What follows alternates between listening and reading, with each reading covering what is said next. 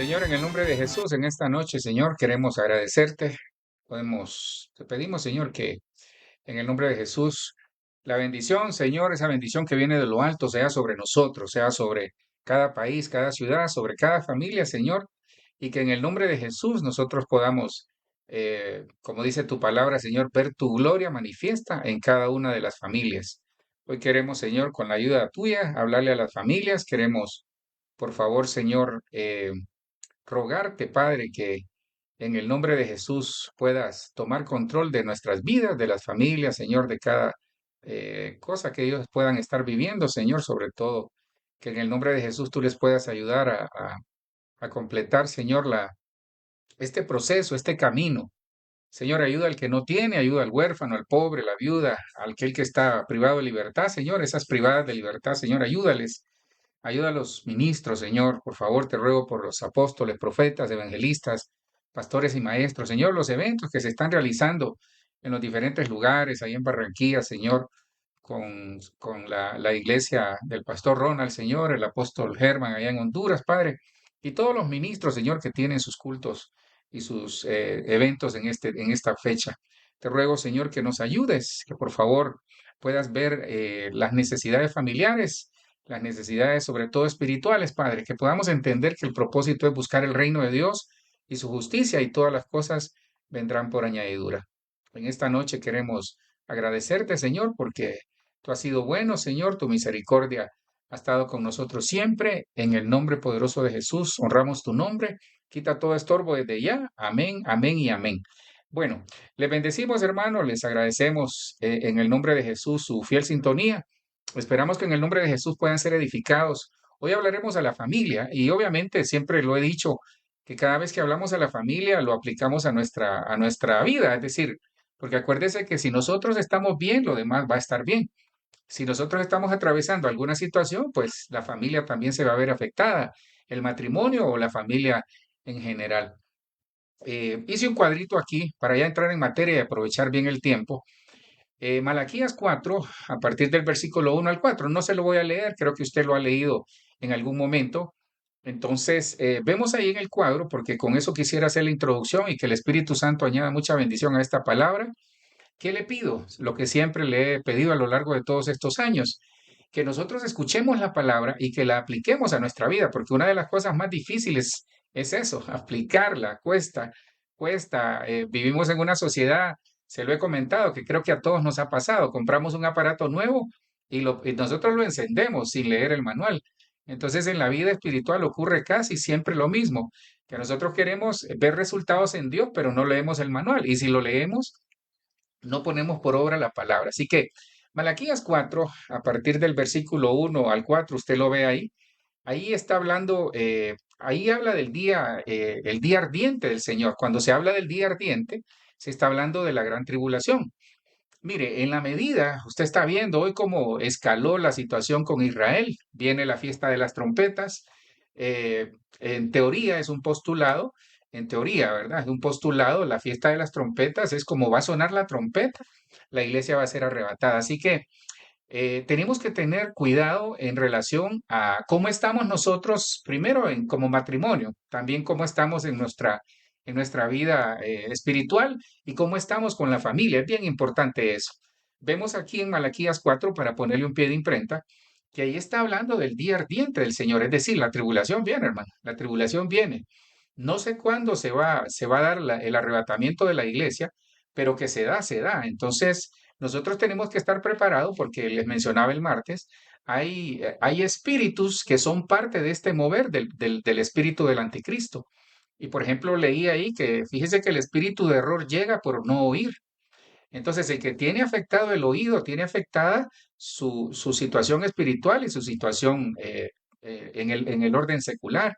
Entonces, alguien que tiene afectado su oído puede ser que esté contaminado de un espíritu de error. Y el espíritu del anticristo está afectando las familias, afectando las personas. Entonces aquí vemos en Malaquías 4 que dice que viene el día ardiente como un horno y todos los soberbios. Entonces menciona tres grupos de personas. Menciona tres grupos de personas que pueden ser tres grupos de familias.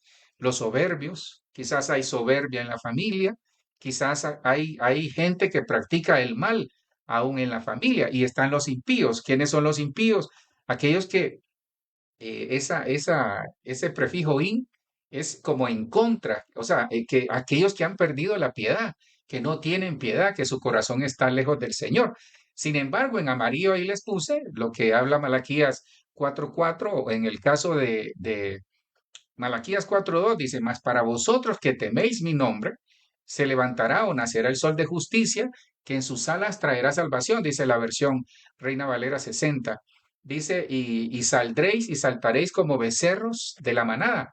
Entonces, ahí se refiere a la iglesia que es arrebatada, y en esa iglesia estamos nosotros como familia.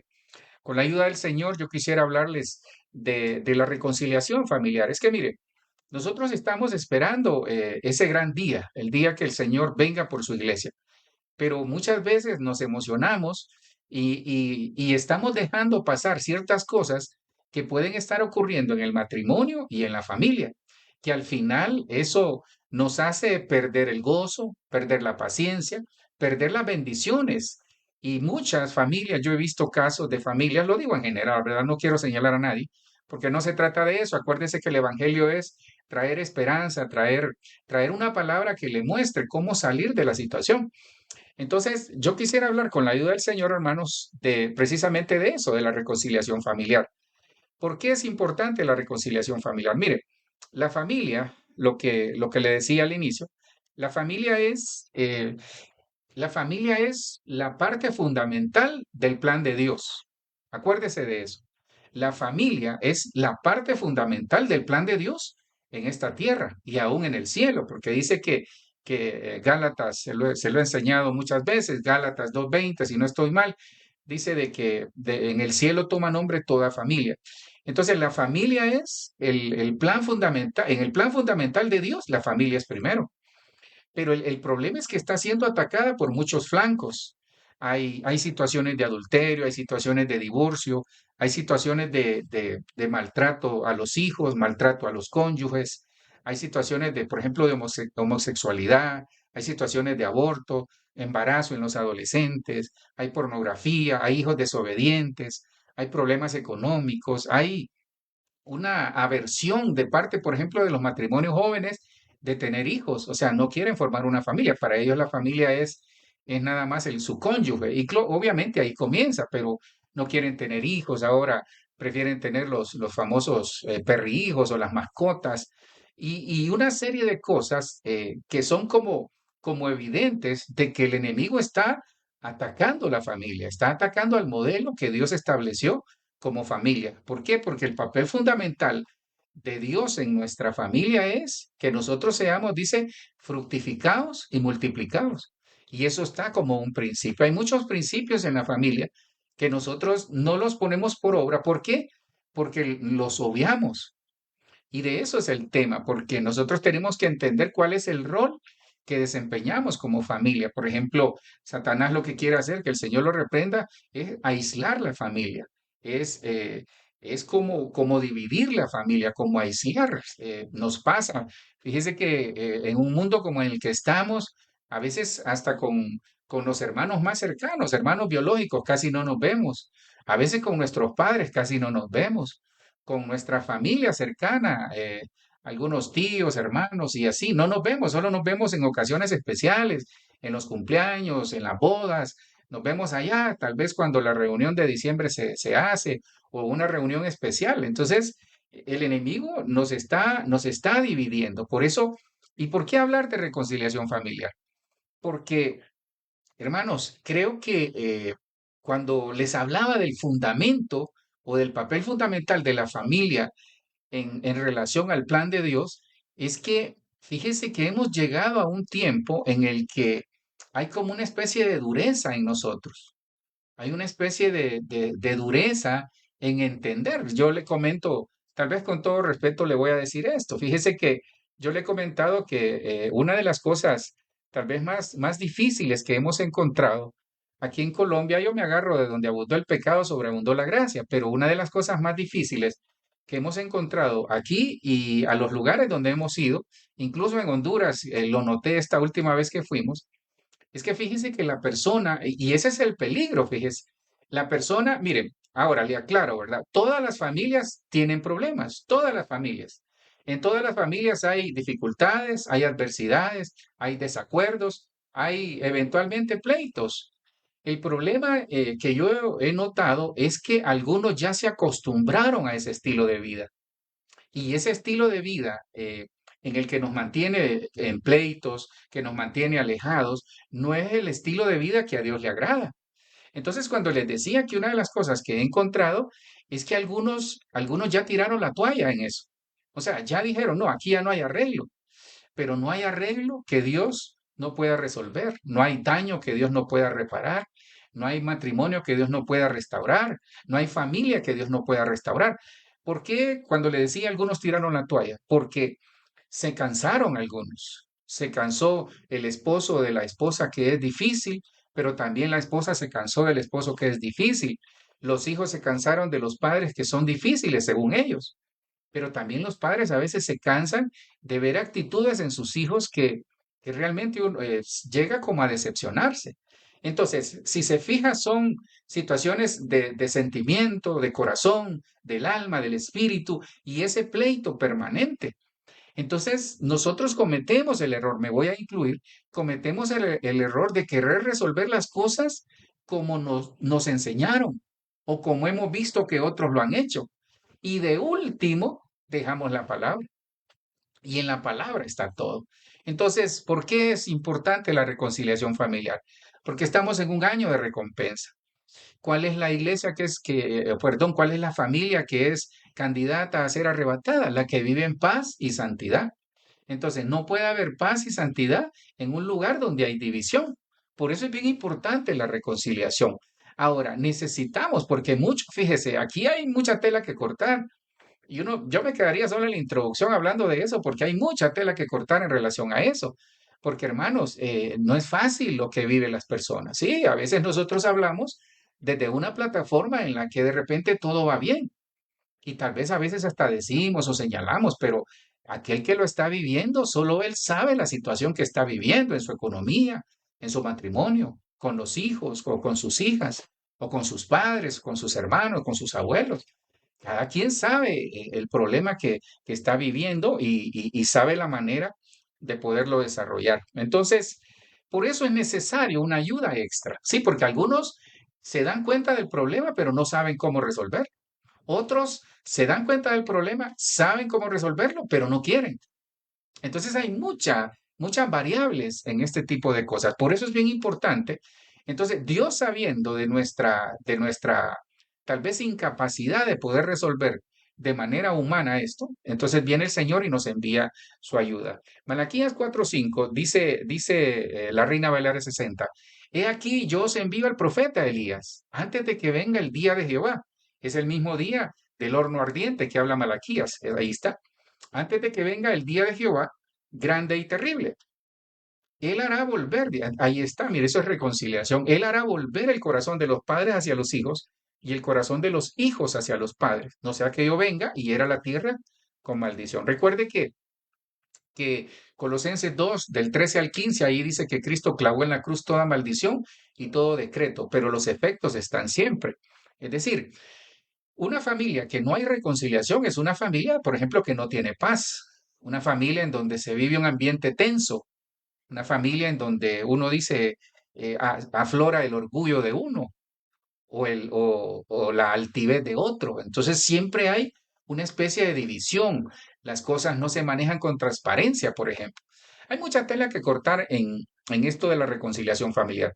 Mire algunas versiones de Malaquías 4:5. Entonces, cuando dice, Él hará volver el corazón de los padres hacia los hijos y el corazón de los hijos hacia los padres, Él está diciendo ahí que Él hará volver el corazón, ya lo vimos. Lo otro es, Él convertirá el corazón. Entonces, el espíritu de Elías, cuando se habla del espíritu de Elías, en el Nuevo Testamento se refería a Juan el Bautista. Pero cuando Juan el Bautista muere, Cristo muere, resucita y sube a sentarse o sube al cielo a sentarse a la diestra del Padre, dice, les dejaré un consolador. Entonces, como figura de la función del espíritu de Elías es el Espíritu Santo. Pero nosotros en la tribulación, bueno, no nosotros, sino que los que se queden, Físicamente van a ver a Elías. No me pregunte cómo, pero van a ver a Elías. Van a ver a Elías. Entonces Dios puede hacer cosas imposibles. ¿Cómo es que alguien que fue arrebatado? Porque Elías fue arrebatado. Y así como se fue, va a regresar, obviamente, con un cuerpo glorificado. Entonces Elías va a ministrar 3 años y medio junto a Moisés. Por ahí nos anotamos que es Moisés y Elías, porque los dos hacen descender fuego del cielo. eh, que va a ser Moisés y Elías los que van a ministrar en la tribulación, los 3 años y medio. Pero eso va a ser para los que se queden, pero nosotros ya no vamos a estar ahí en el nombre de Jesús. Entonces, ¿por qué es importante la reconciliación? Porque sin reconciliación no hay recompensa, sin reconciliación no hay gozo, sin reconciliación no hay paz, no hay abundancia sin reconciliación. La versión, cada una de las versiones que usted ve ahí, dice Malaquías 4:5, he aquí os envío el profeta Elías, antes de que venga el día del día de Jehová grande y terrible. Esa es la gran tribulación. Entonces dice aquí, Él hará volver el corazón, Él convertirá el corazón, Él hará que se reconcilien. Mire, ahí está. Me gusta la nueva versión internacional, de ahí lo tomé. Pero esta última sí me puso a pensar, porque Él dice, Él reunirá el corazón. Entonces aquí la versión nos enseña que hay gente que necesita hacer volver el corazón, reconciliarse.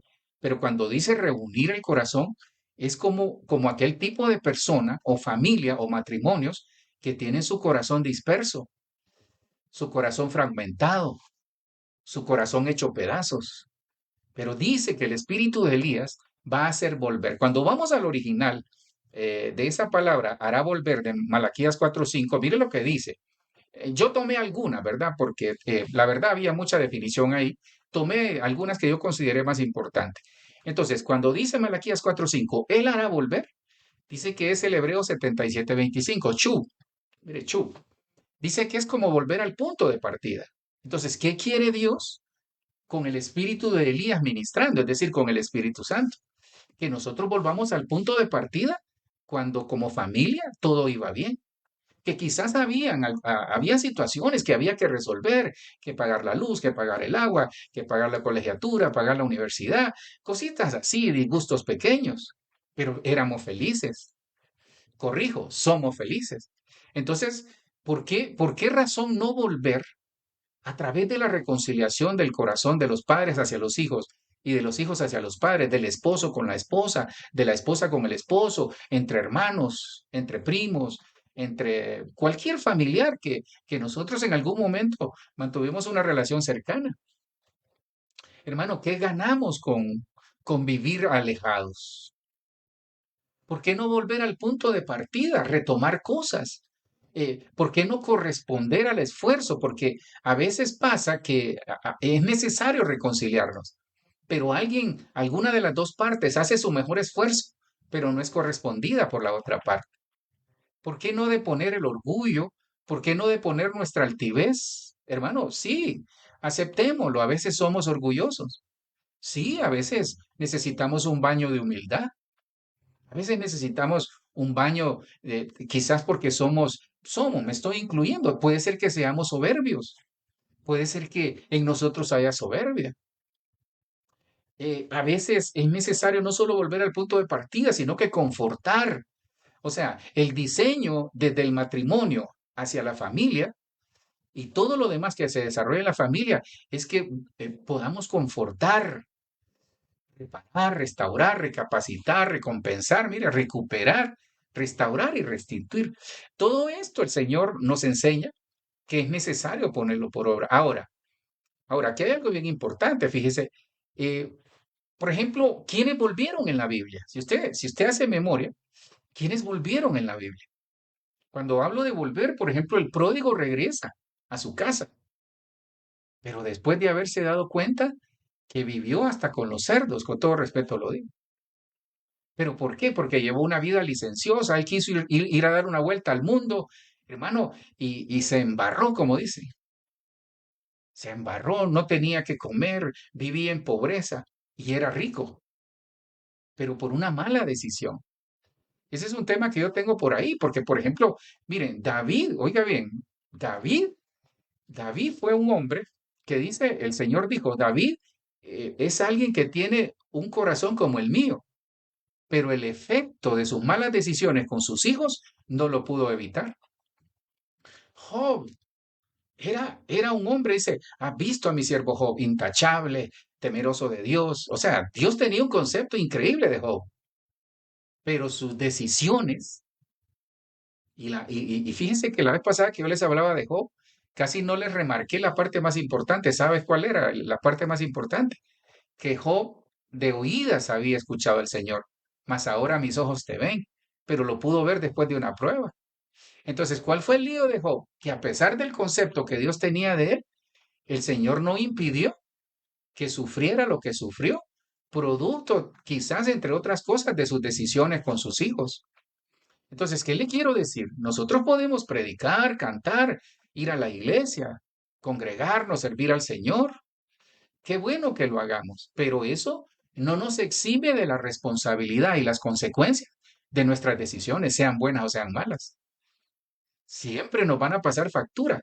Entonces, por eso le digo, reconciliémonos con el Señor, reconciliémonos primero con el Señor y luego reconciliemos con todo lo demás. Sí, es que a veces, mire, la Biblia es dura realmente en algunas cosas, pero la Biblia nos dice que con misericordia y verdad se corrige el error. Entonces, hay cosas que nosotros tenemos que volvernos. Cuando le decía quiénes volvieron en la Biblia, el pródigo regresó.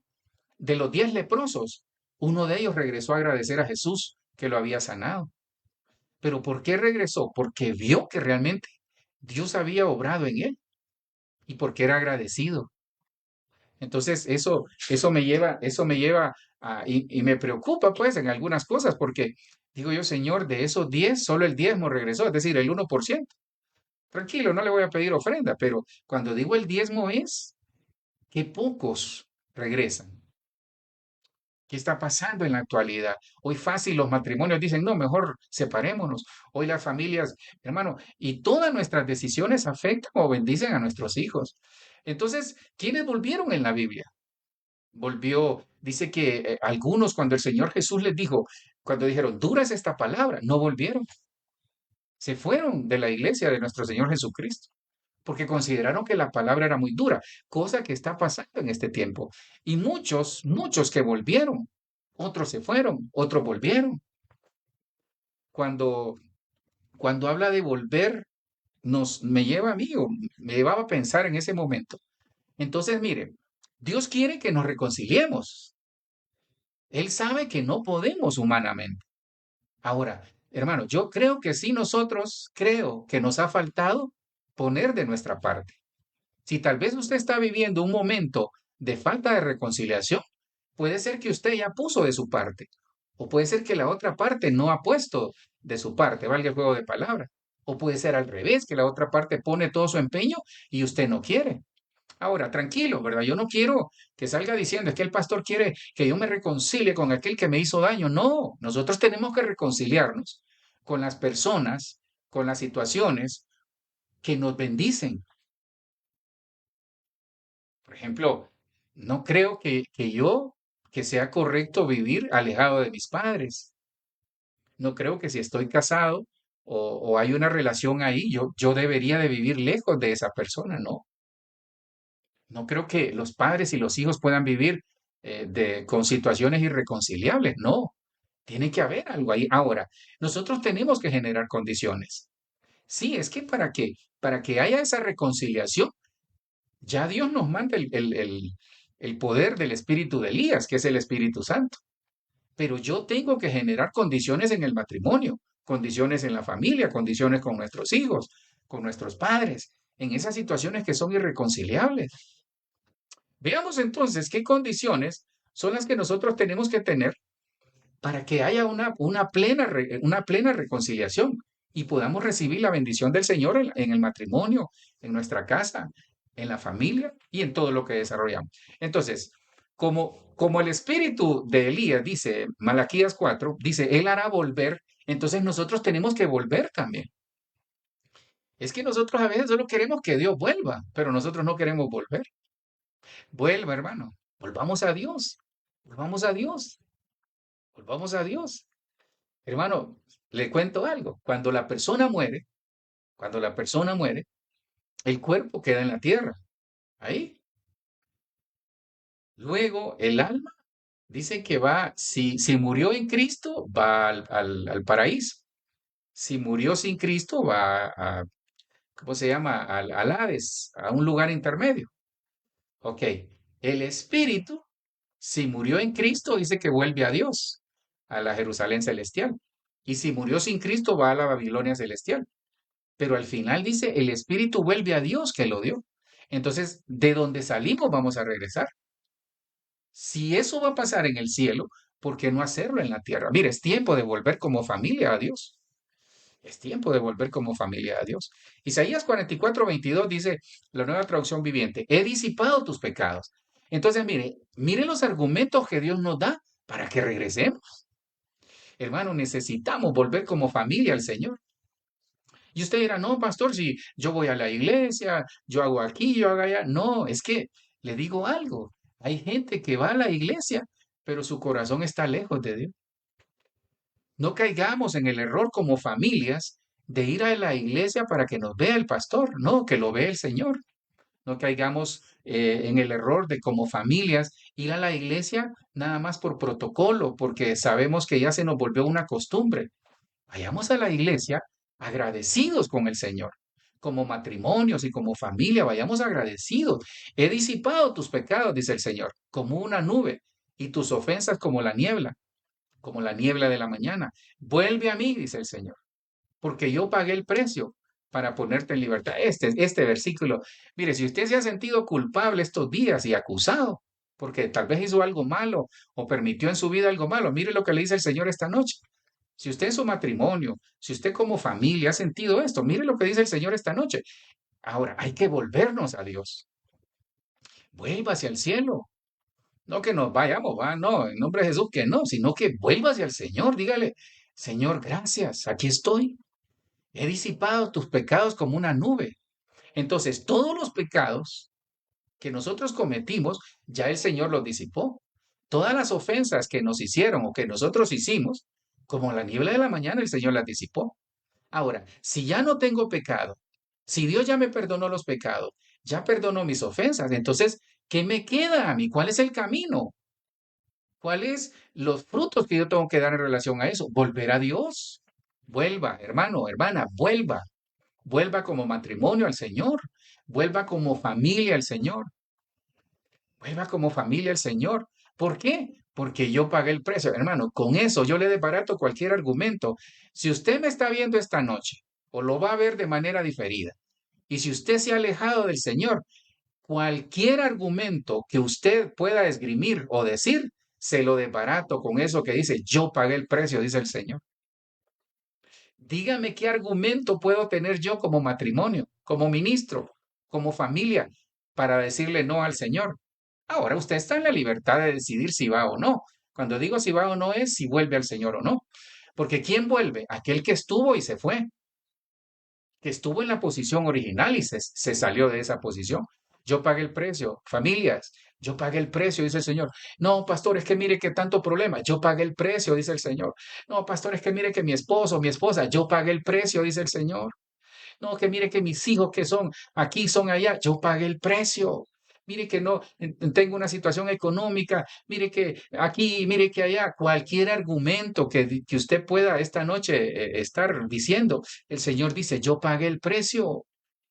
Dios pagó el precio para que seamos felices, para que cumplamos el propósito. Pero por favor, vuelva al Señor, vuelva a aquel que lo escogió y lo ha bendecido y que tal vez por una mala racha se ha ido del Señor. Yo pagué el precio, yo pagué el precio. Ahora, ¿cuál tiene que ser mi actitud? Porque nosotros aquí podemos saltar de alegría y qué lindo que lo hagamos. Ahora, ¿qué tengo que hacer yo? Hechos 3:19 dice, por tanto, arrepentidos y convertidos.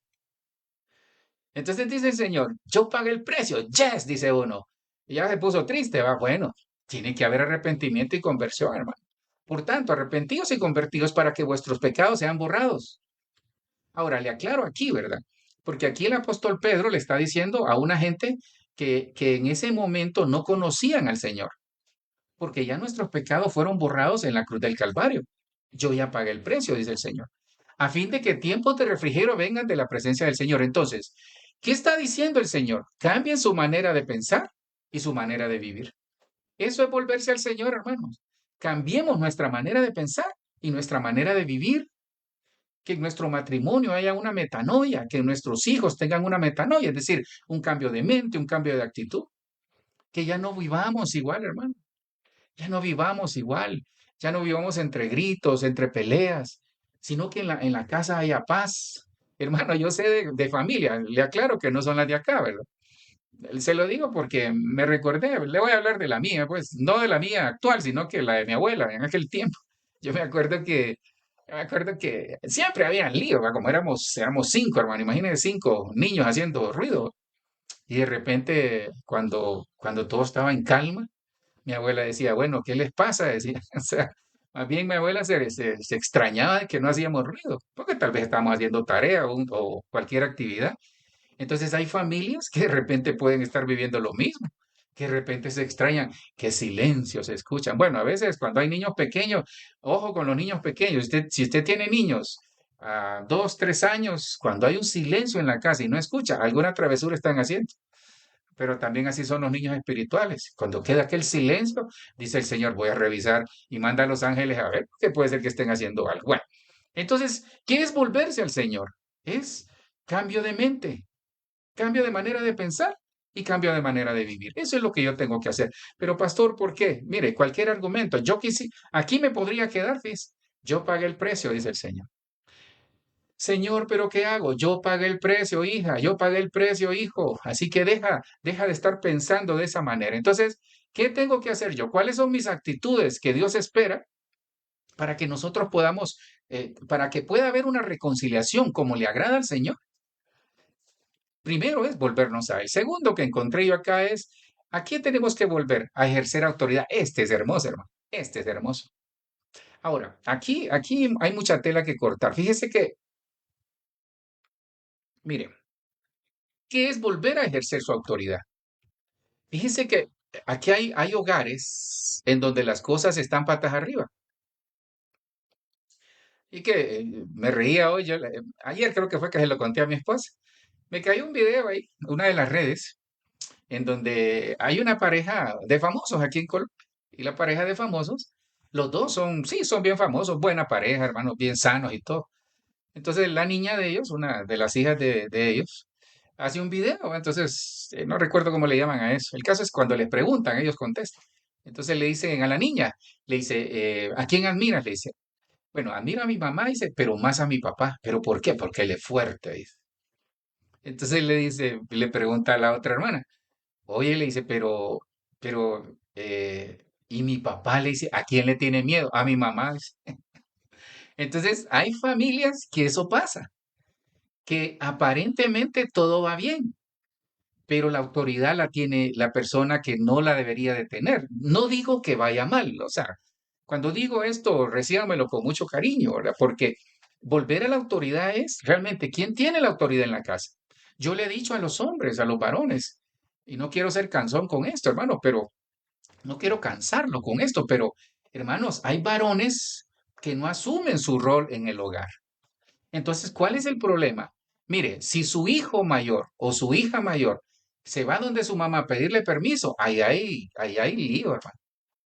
Sí, con todo respeto de las hermanas, ¿verdad? No quiero, porque al final, de repente en los hogares, de repente el papá es gerente de ventas, le toca salir o su trabajo permanentemente está fuera de la casa, entonces la mamá asume las riendas. Ella da permiso, hablando con su esposo, le dice, mira, voy a hacer esto, voy a hacer lo otro. Pero ¿sabe cuál es el problema? Cuando se pierde la autoridad. Primera de Corintios, no me lo pregunte a mi hermano, pero hermana, Primera de Corintios 11, desde ahí hablando 11, 12, 13 y 14. En Primera de Corintios 11, cuando habla de la autoridad, dice que el hombre es la cabeza, dice que el Padre es la cabeza de Cristo, Cristo es la cabeza del hombre y el hombre es la cabeza de la mujer. El problema es que los hombres no adoptan su papel. Veamos entonces por qué hay que volver a la autoridad. Mire aquí lo que encontré. Dice en Números 17:8. Y aconteció que al día siguiente Moisés entró en la tienda del testimonio. Tienda del testimonio. Ese es el lugar santísimo del tabernáculo. Y he aquí, la vara de Aarón de la casa de Leví había retoñado, echado botones, había producido flores y almendras maduras. ¿Qué pasaba aquí? Rapidito le cuento el número 17. Número 17 es un versículo que habla mucho de autoridad, pero sobre todo habla mucho de las actitudes que tenemos que tener para conquistar Canaán. Entonces, ¿qué pasaba aquí? Mire, aquí pasaba un lío. Le estaban disputando a Moisés y a Aarón el hecho del liderazgo. Entonces, Moisés se molesta y dice, Señor, pero ¿cómo es posible? Han visto tus milagros, han visto cómo abriste el mar y comienza Moisés a dialogar con el Señor. Entonces hay un grupo que disputan el liderazgo a Moisés y a Aarón.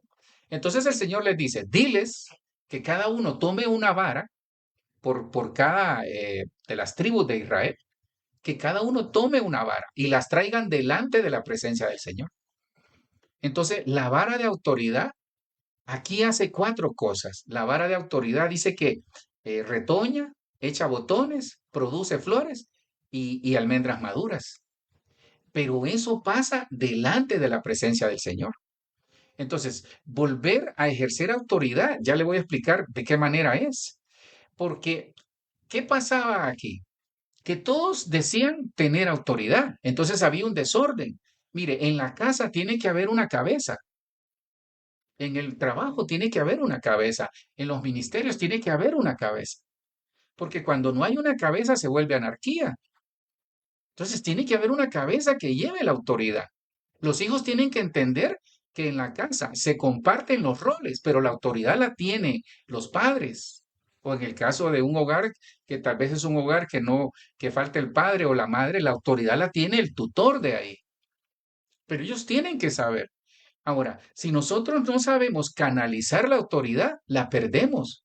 Entonces hay esposos que han perdido la autoridad delante de sus hijos, delante de su esposa o delante de su esposo. Han perdido la autoridad. ¿Qué pasaba aquí? Que ellos estaban diciendo, no, la autoridad la podemos tener nosotros podemos ser nuestros propios jefes. Mira cuántas tengo en la tribu de Judá, mira cuántas tengo en la tribu de Leví. Y comenzaba cada quien a tratar de, bueno, Leví y Judá no estaban en eso, en el caso de Leví no, sino que las demás tribus, Zabulón, Aser y Manasés y todos. Entonces, nosotros tenemos que entender algo, hermano. Esta gente entró como en rebeldía y murmuración. Pero mire lo que pasa en el siguiente versículo para explicarle lo que le quiero trasladar de la autoridad. Pero el Señor dijo a Moisés, vuelve a poner la vara de Aarón delante del testimonio, para guardarla por señal a los rebeldes, para que hagáis cesar sus murmuraciones contra mí y no mueran. Entonces, ¿qué pasaba aquí, hermano? ¿Sabe qué pasaba? Se lo muestro de esta manera. Y hice un cuadrito aquí que tómele foto, le va a servir. Tal vez no le puse el pie de imprenta, pero ahí es número 17. Déjeme ver, aquí lo tengo. Sí, ahí es número 17 del versículo 1 hasta el 10 y un poquito más adelante. Entonces, aquí le explico lo que le quiero trasladar. Entonces, mire, Dios ha depositado en cada matrimonio una vara de autoridad. El esposo tiene una vara y la esposa tiene una vara. Ahora, tranquilo, ¿va? No es para que agarren a varazos ahí. En los hogares donde no hay o no está el esposo o no está la esposa, el que está ahí al mando tiene la vara. Ahora, aquí es donde comienza la cosa.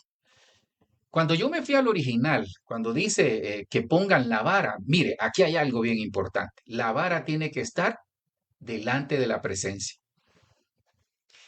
Nosotros a veces queremos ejercer autoridad humana, pero nunca vamos a la presencia del Señor a pedir dirección y sabiduría.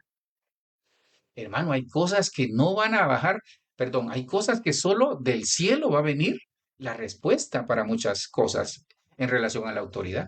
Entonces, la autoridad ahí en la parte izquierda de su pantalla, la autoridad cuando dice, pon la vara delante del testimonio, es decir, delante de la presencia del Señor.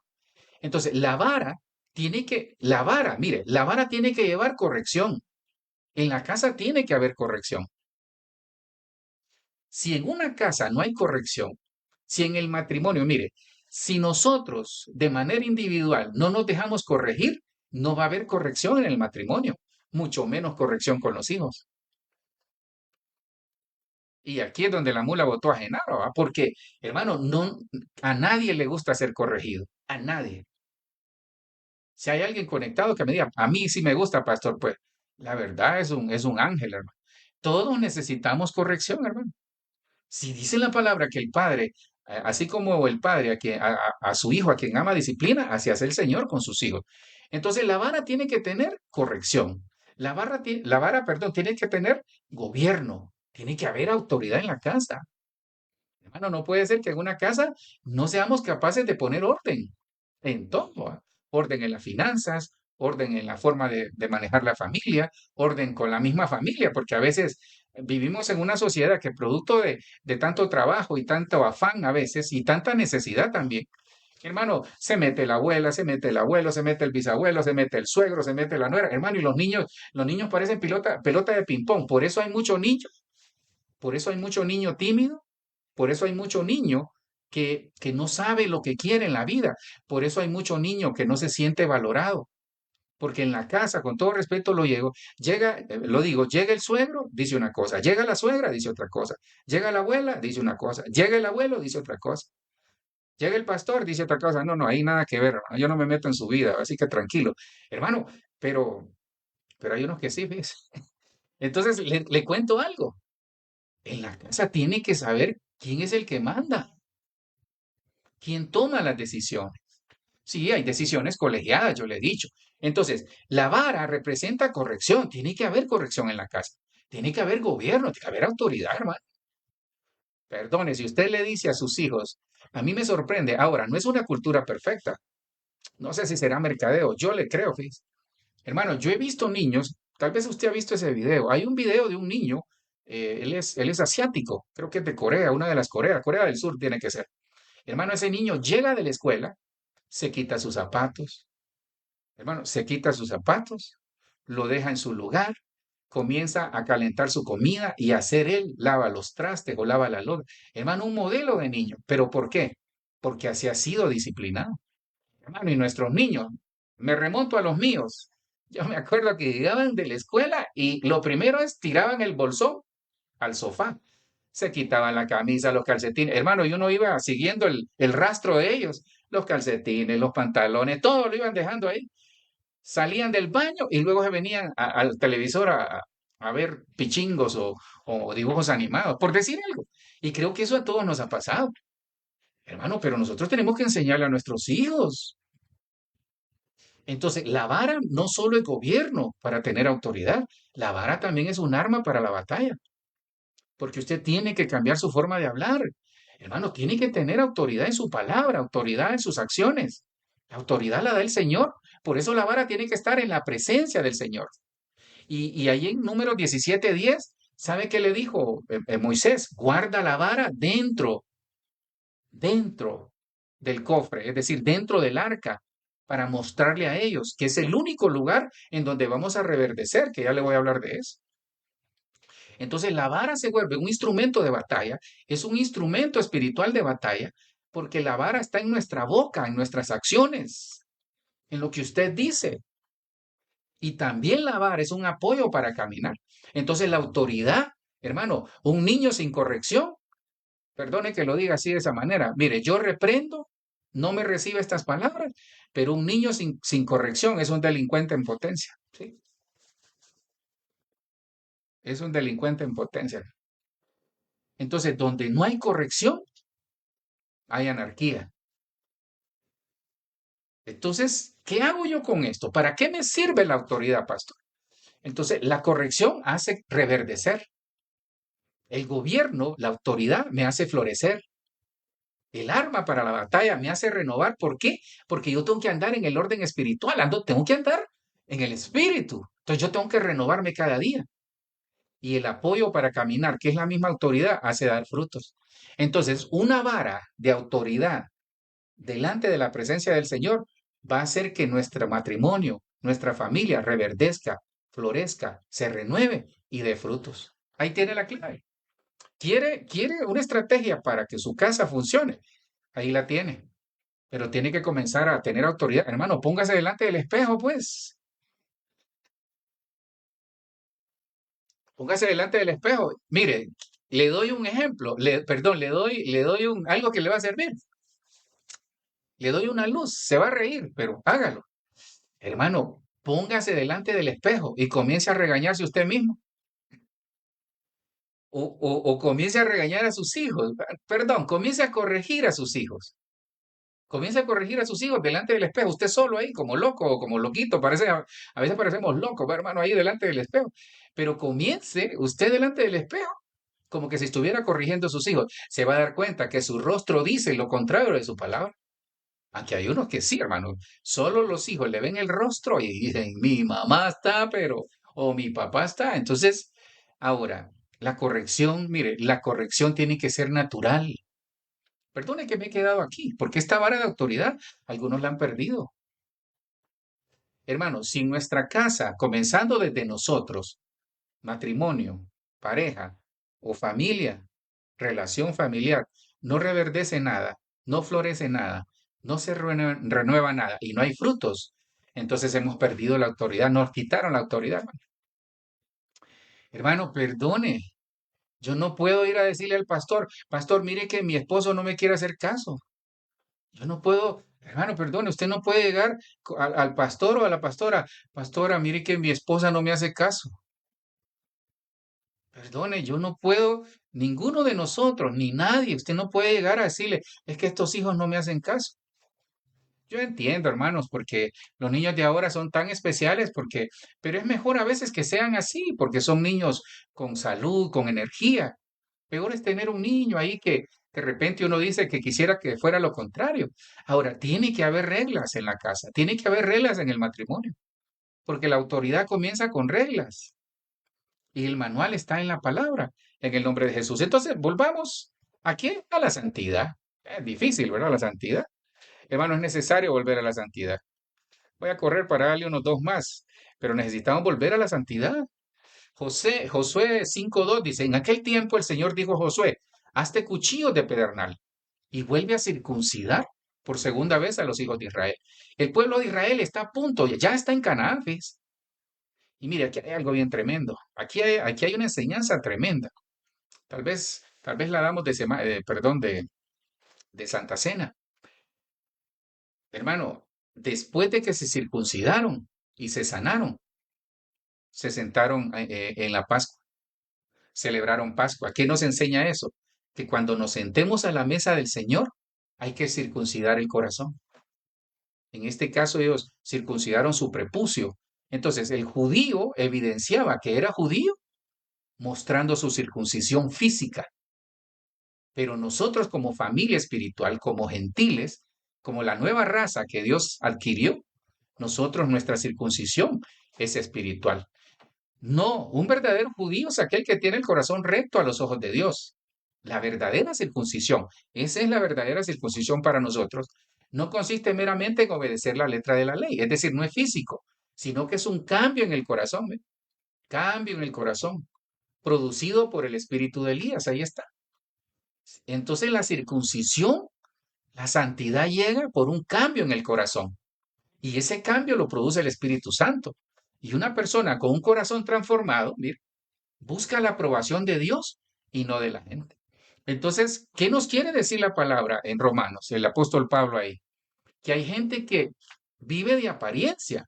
Entonces, como familia, nosotros tenemos que entender que tenemos cosas que somos fuertes en ellas, pero también cosas que nos falta corregir. No podemos vivir de apariencia en una situación en la que Dios ya días nos está hablando. No podemos vivir de apariencia. Tiene que haber santidad en la casa, hermano.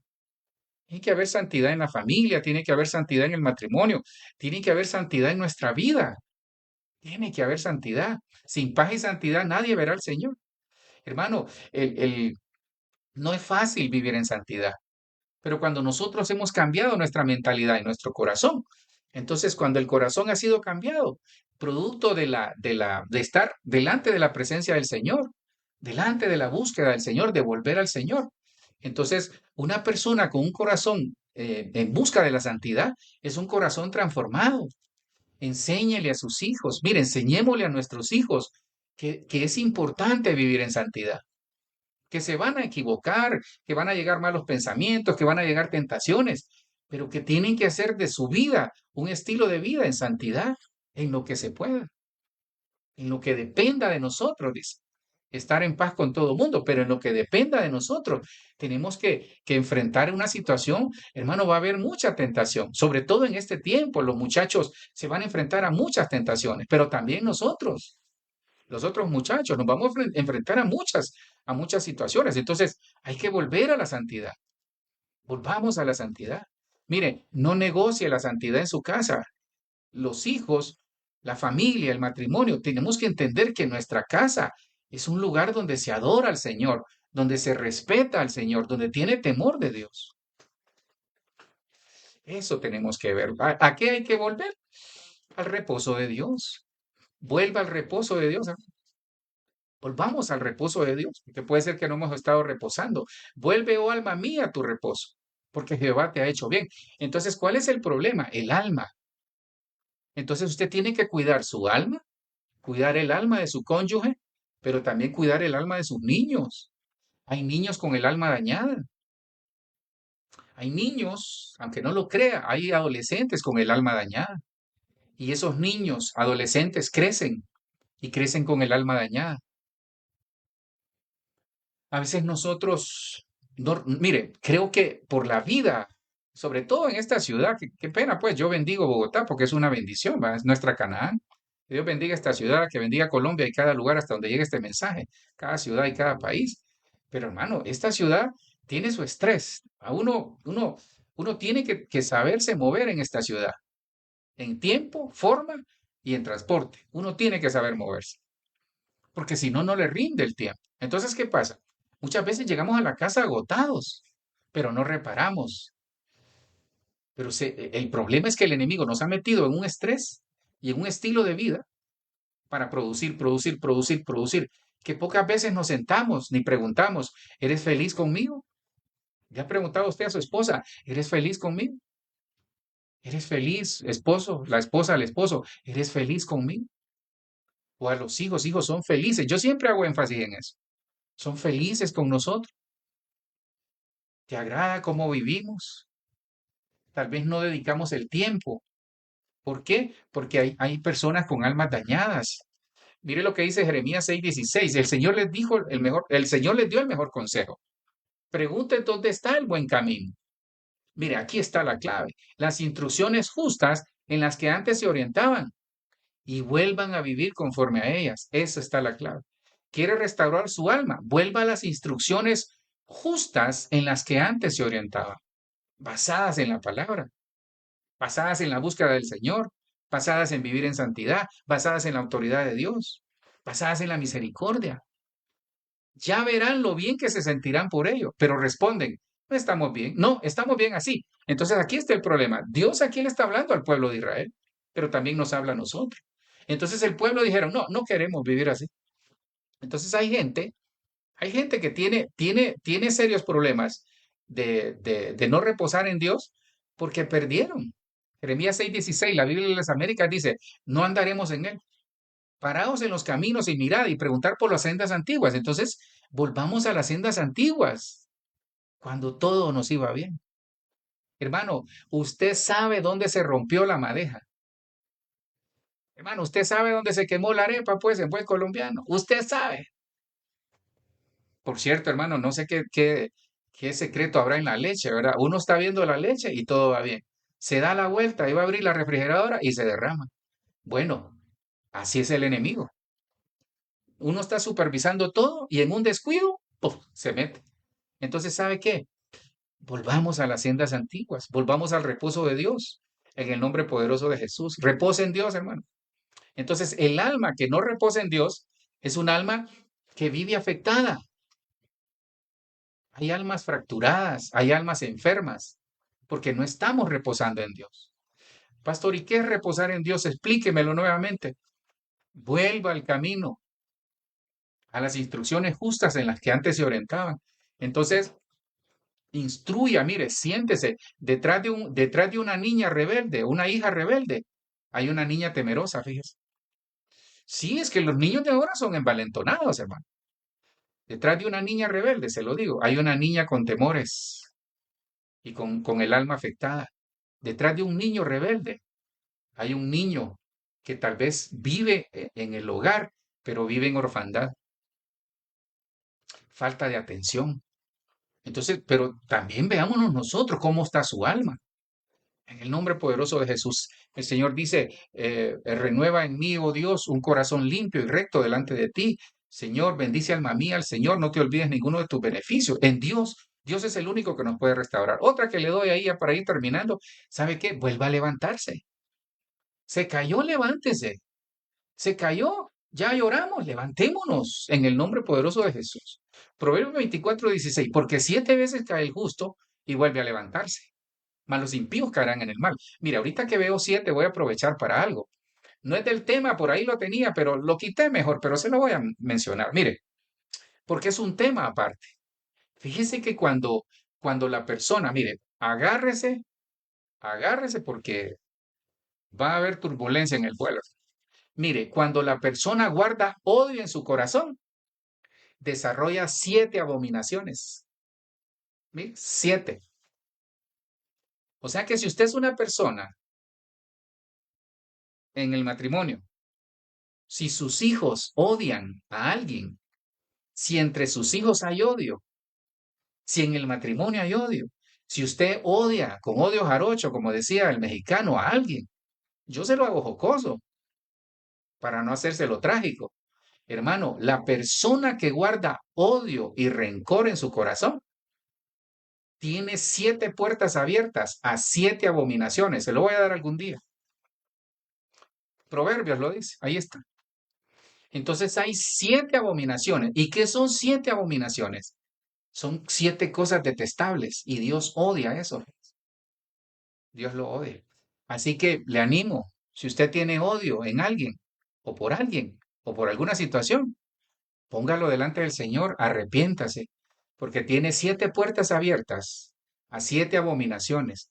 Y algo que es abominable es algo que el Señor lo rechaza. ¿No será que por eso no le contesta las oraciones del Señor? ¿No será que por eso no avanzamos? Yo cuando leí eso dije, Señor, me comencé a revisar, comienza uno a ver, no, Señor, gracias, Señor. Sí, a veces podemos estar molestos con alguien, hermano, pero no hay que odiar, no hay que odiar.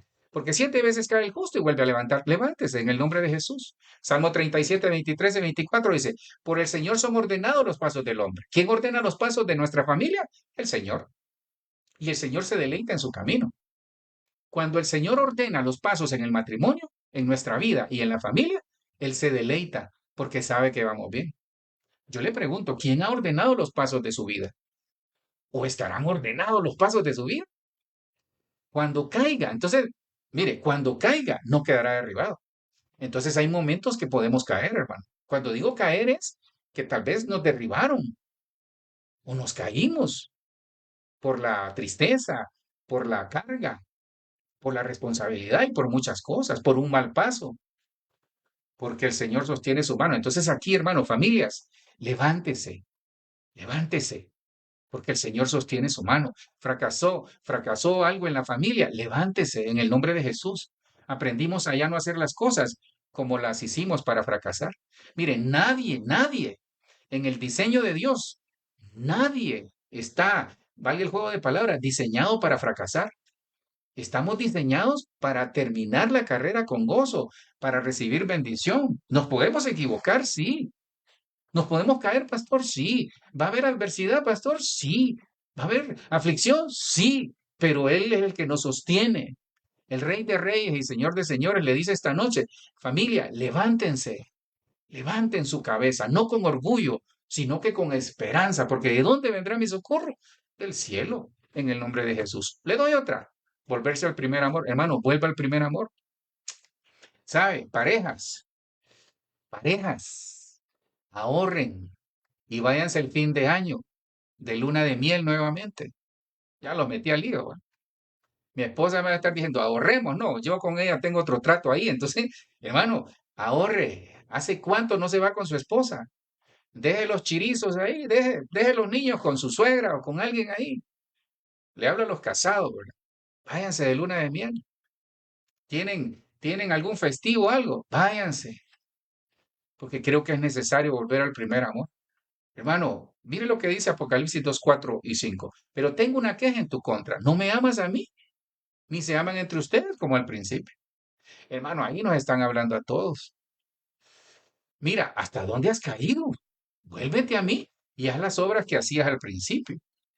Si no te arrepientes, vendré y quitaré tu candelabro de tu lugar entre la iglesia. Aquí le está hablando a la iglesia de Éfeso, pero es una manifestación del Espíritu a nosotros como iglesia, a nosotros como familia. Tengo una queja contra ti, dice el Señor. Hermano, qué difícil es cuando nos llaman como padre, va, mire que su hijo necesitamos hablar. Uno va pensando una y mil cosas, pero ellos allá están angustiados. Hermano, que el Señor a mí me diga, tengo una queja contra ti, hermano, yo temblaría, hermano.